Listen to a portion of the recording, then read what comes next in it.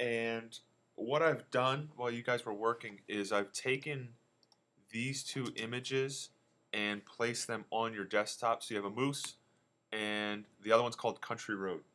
Okay. Now if you look at the two, they're two different images. All right. They also have a little bit of a different color scheme to them. One's a little warmer with our reds and oranges.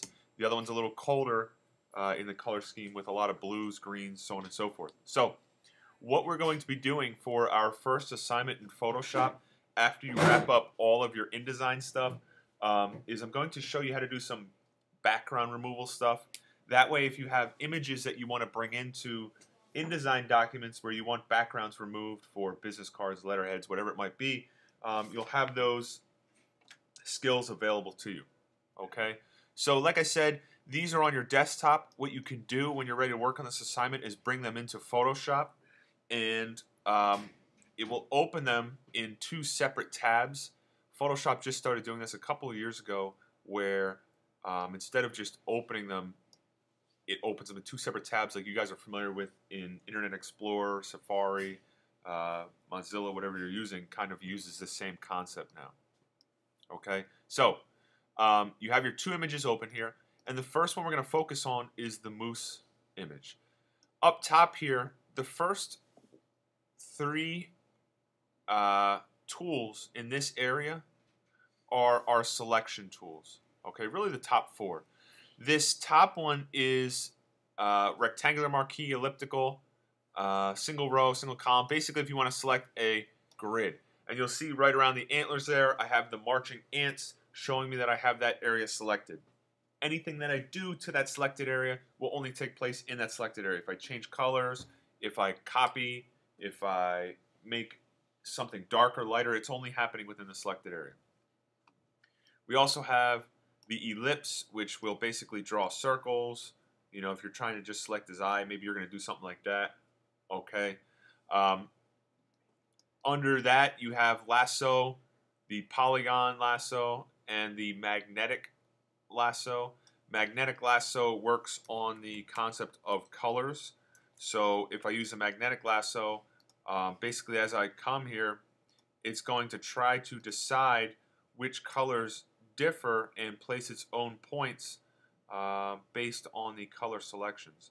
Now, it's a very helpful tool, but sometimes when you have different tonalities and shades of black per se, you know, it can kind of be cumbersome. All right. The other selections that we have to the right of that, we have our magic wand tool, which kind of looks at color once again based on the tolerance, which is up top here. And if I just click within his eye, you'll see it does its best to kind of depict what colors I'm looking for, but once again can be cumbersome based on the tolerance. If your tolerance is too high, it tries to select too much of the eye. If it's too low, it selects too little of the eye, so on and so forth. So you can see how that can be problematic. Okay? The next tool that we have underneath that is the quick selection tool. Okay? Now the quick selection tool is used in a combination of other tools, which I'll show you today, of how we can basically select images. So what I'm going to do is I'm going to select this whole moose, and with the quick selection tool, you basically start within your subject that you want to select. So all I'm doing is clicking within my moose and dragging up to the area that I want to select, and you'll see it kind of automatically grabs stuff. All right, so I'm going to keep working and expanding this until I have the whole moose selected. All right, once again, working off of color, tonality, so on and so forth. It does work pretty well, but sometimes you'll see that it may try to jump outside the box or outside of what I'm trying to select, just like that.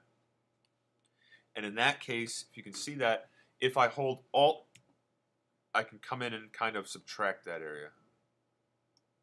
Okay, now this is just getting it close. You're not really trying to get it perfect at this point. All right, so I'll go up to his antlers. Looks good. Try to grab this one up there. Good. Good. And we got last antler here. And then the rest of his nose. Okay. And if you wanted to, like I said, you could try to get this little area out here with the Alt.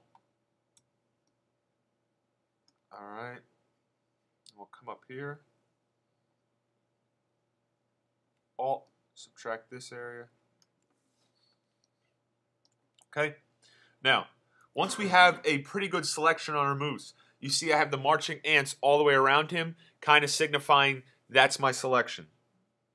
Okay, at this point I could copy that and paste that onto something else, but if you take a look down here at the fur, we're going to have very harsh lines. All right, this will kind of eliminate some of this stuff and you'll have some green through there. So what we're going to use is this Refine Edge tool. Once I have this selected with the Quick Selection tool, I can hit my Refine Edge and it kind of drops out the background. Up top here, there's different modes that you could look at of, however you can best signify or take a look at what you're working with. I prefer like a red overlay. In this case, the black kind of looks good too. Black and white, that's kind of tough. You can't really see the moose. The white is okay. I prefer to work in either the black or the red overlay. Okay, so I'll leave that and I'll take a look at the next selection of my box. For my edge detection, I'm going to use a smart radius, and I'm going to use a radius somewhere around 12 or so. And what I can now do is you see my cursor changes to this little plus. All right, and I can basically drag that along the areas where I'm saying do a better job cleaning this area up. All right, and you'll just see what it just did. If you take a look at that, is it kind of popped in and cleaned up his hair a lot better. So I'm just kind of dragging my cursor along the areas that I'm saying clean this up, and it's going to do its best to kind of feather in that hair so that when I put it on a background, it doesn't look like a harsh line that was cut out with scissors and glued on the front layer. It's going to kind of blend the two together. Okay? So I'll kind of do that around the whole perimeter because it is going to feather that in a little better. Now if you're finding that it's coming in too far, like, maybe his antlers are pretty harsh lines. They're not lines like his fur here. You could turn down your radius, which might not bring it in as far. So I'll try dropping my radius out. And it doesn't drop in as far. Okay. So I'll clean up this, and then I'll show you the next step. Obviously, you guys are going to take a little longer when you go to do this assignment cleaning this up. But for the sake of time, we'll continue on. All right, so I have that cleaned up. I'm going to hit OK. And it jumps out and selects the marching ants again. But you'll notice if we take a look at my marching ants, the selection isn't as rigid. It's kind of following the contour a little cleaner. So at that point, what I could do is edit copy, come over to my background, and I can paste that in. Edit, paste. All right. So you'll see our moose now falls in, and if you take a look at the cutting lines that we just selected, they're not rigid lines. All right. They kind of blend in real nice. So it looks like that moose is in the foreground of the picture. Now there's a couple things I need to do to clean this up completely. You take a look here. I still have some of my background from my other image. So I could take any one of my other selection tools that I've used, whether you want to use Quick Selection or Magnetic Lasso or whatever it might be, and basically highlight this area and simply press the delete key to drop that out. So now that the background is showing through the areas that it should. You'll notice that's a much harder selection than this selection. In other words, the lines are much more rigid up there versus where we did the quick selection. All right. So quick selection, as much as you can grab with the quick selection with the smart radius on the edge refinement, is going to be a much better selection than these harsh edges. Take a look up at my layers palette, which is right here. You'll notice I have the background and my layer 1.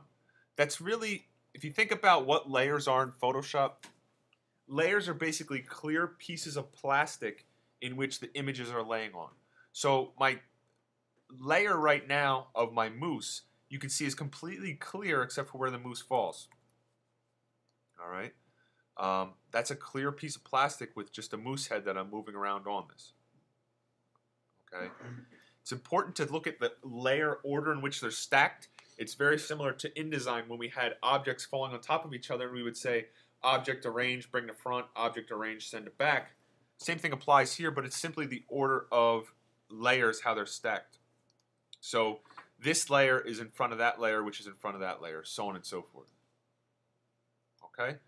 The last thing I'm going to do to my mousse to really make this blend in is I'm going to try to refine the colors so that the two kind of fit in and look like they were designed to be together. So I'm going to go up to Image. Because I'm adjusting the image, I'm going to go to Adjustments. I got to have my layer selected. So I'll select my mousse, Image, Adjustments, and we're going to do a color match on him. So Match Color. Image, Adjust, Match Color. I have my preview box checked, and my source is going to be Country Road, and my target is layer 1, which is the mousse. I'm going to say Neutralize, and you'll see it kind of drops the color out. If you take a look at the preview, it drops the color out and almost gives it a warmer feel to it. So that mousse now has the feeling of the same warmth that the background has. You remember that first image we said was a little more of a blue hue? We kind of dropped that blue out. It neutralizes the two images so that they kind of feel like they're meant to be together. Okay? Sometimes this doesn't work so well if you get two very different images. Let's say you take a person and you try to place them on a completely blue background like the ocean or something like that. You say neutralize. Sometimes you'll find that in neutralizing, it turns your person like a completely green, odd color that isn't even natural. Okay? So you have to look at your other settings here. You could adjust these manually. All right, which you'll see is going to change that. Okay? Color intensity. You know, it's how far you want to take this. All right. Obviously, we don't have a black and white mousse on a colored background. So like I said, you can make this, you know, it's only, the computer is only as smart as the operator. You can make fine adjustments on it, but don't go so far that it, you know, looks unnatural. All right. So your assignment is going to be basically, you're first going to do this mousse on the loose assignment and make adjustments to this mousse. And after that, what I want you to do is you're going to be taking any image that you choose on any background and placing them together.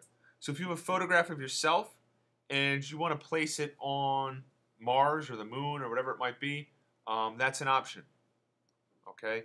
If you have a photograph of yourself and you want to try placing you next to an actress you love or whatever it might be,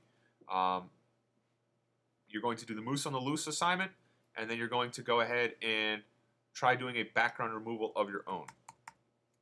Okay? So that's that assignment, how we can take a background and kind of change the backgrounds on those.